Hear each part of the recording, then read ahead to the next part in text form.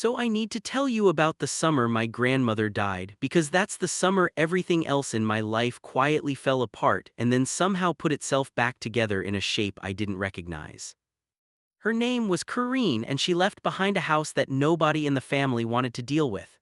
2 stories, water-stained ceiling in the back bedroom, a garage full of things nobody had opened since the 80s.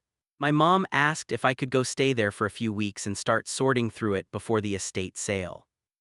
I said yes because I didn't have anything better to do and because that house had been the only place in my childhood where nobody yelled at me for being too quiet, too soft, too whatever word they used before they had the real word for it. What I didn't know was that my cousin Dean was coming too.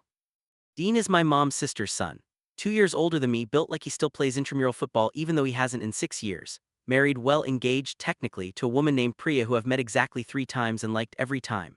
Dean is the cousin who taught me how to ride a bike and also the cousin who, when I was 14 and got caught looking at the wrong kind of magazine, was the only person in that house who didn't make it a whole thing.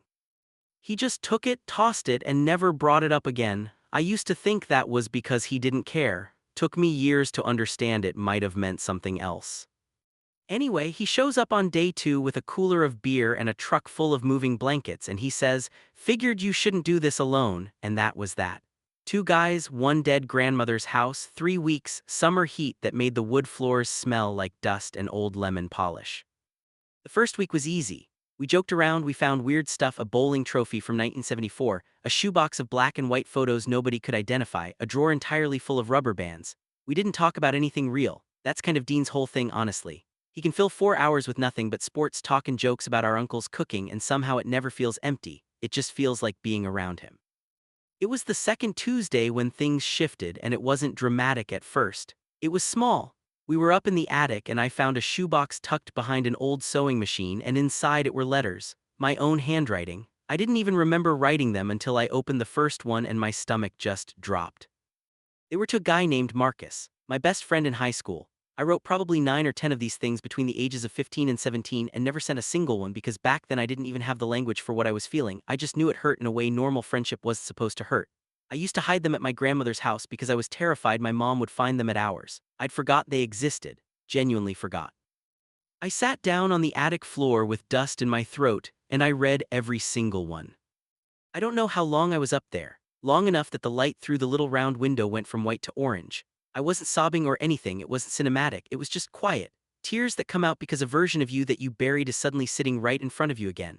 I had one letter in my hand, the last one I wrote him, and I was reading the last line out loud without really meaning to.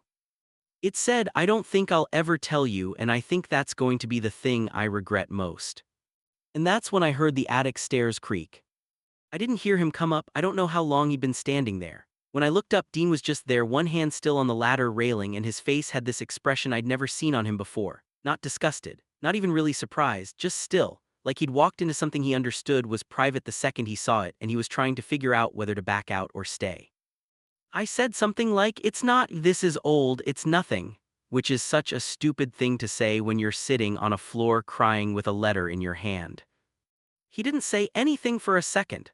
Then he came and sat down across from me, right on the dusty floor in his good jeans, which is such a small detail, but I remember thinking, he's ruining his jeans, why is he doing that? "Who's Marcus?" he asked, not sharp, not weird about it, just asking the way you'd ask who's in an old photograph. I told him the truth before I even decided to. High school best friend. Never told him. Lost touch after college, heard he got married 2 years ago. I said it fast, like ripping off a bandage, bracing for whatever was going to happen next, because in my head I'd rehearsed 100 versions of someone finds out and none of them went well. Dean just nodded slowly, and then he said something I did not expect, not even a little. "Have you ever thought about reaching out to him?" That was it, that was the whole reaction. No lecture, no awkward silence where he decides how to feel about it, no "does your mom know," nothing like that. Just this plain, almost gentle curiosity, like I'd told him about an ex-girlfriend instead of confessing I'd spent 3 teenage years in love with a boy who never knew. I said no, I hadn't thought about it, what would I even say? And Dean shrugged and said something I still think about, "I don't know, man, feels like a waste to carry something for that long and never say it out loud to the person it's about." I remember looking at him and thinking, who are you, and what have you done with my cousin? We didn't talk about it again that night.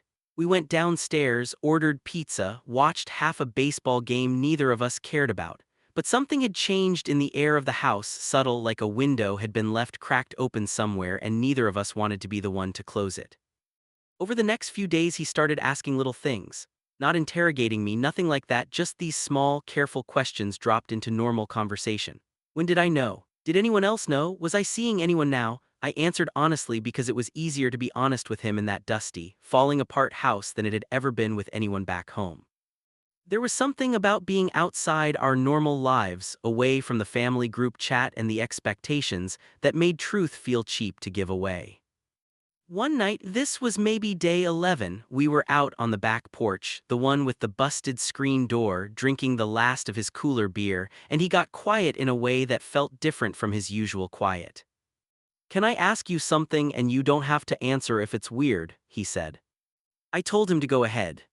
"When you look at a guy," he said, and then he stopped, like he was trying to find the actual question underneath the question, like, how do you know it's that versus just thinking someone's got a good look going on, because there's obviously a difference but I never really.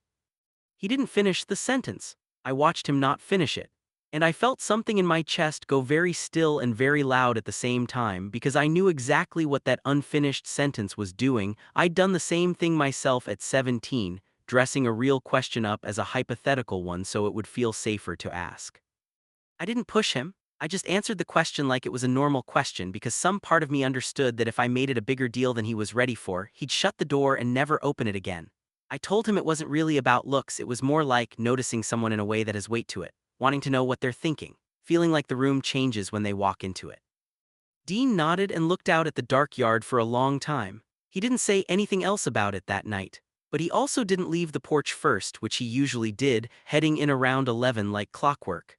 That night he stayed out there with me until almost 1 in the morning, not talking about anything in particular, just being there.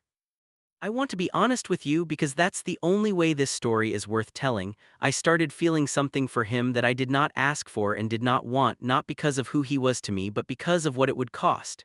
He's my cousin, he's engaged, he has a whole life waiting for him 3 hours from that house. And yet every day it got a little harder to pretend I didn't notice the way he'd glance at me sometimes when he thought I wasn't looking, or the way our conversations kept drifting toward things neither of us used to talk about. There was a night close to the end of the 3 weeks when we were moving the old couch out of the living room and it got stuck in the doorway, and we were both laughing about it, sweaty, frustrated, and somehow in the middle of shoving the thing sideways our hands ended up on the same spot on the frame, and neither of us moved for a second longer than we needed to. It wasn't a kiss. I want to be clear about that because I know where a story like this usually goes, but this isn't that story, or at least it isn't yet. It was just a pause, a held breath. Dean looked at me and I looked at him, and there was this terrible electric second where I think we both understood something was sitting right there in front of us and neither of us was ready to name it.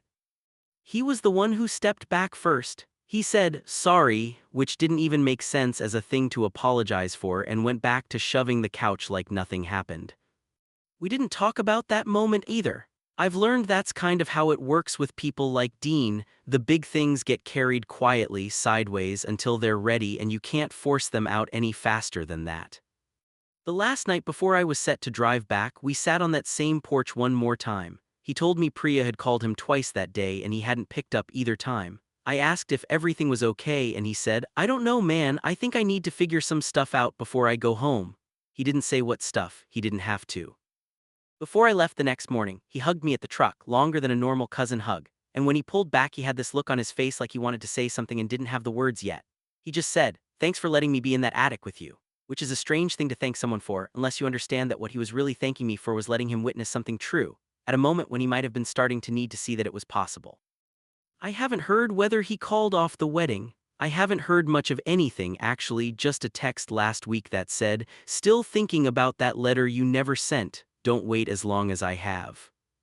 I don't know what happens next between us if anything does. Some stories don't hand you a neat ending, they just hand you a door that's been left open, and you spend a long time standing in the doorway deciding whether you're brave enough to walk through it.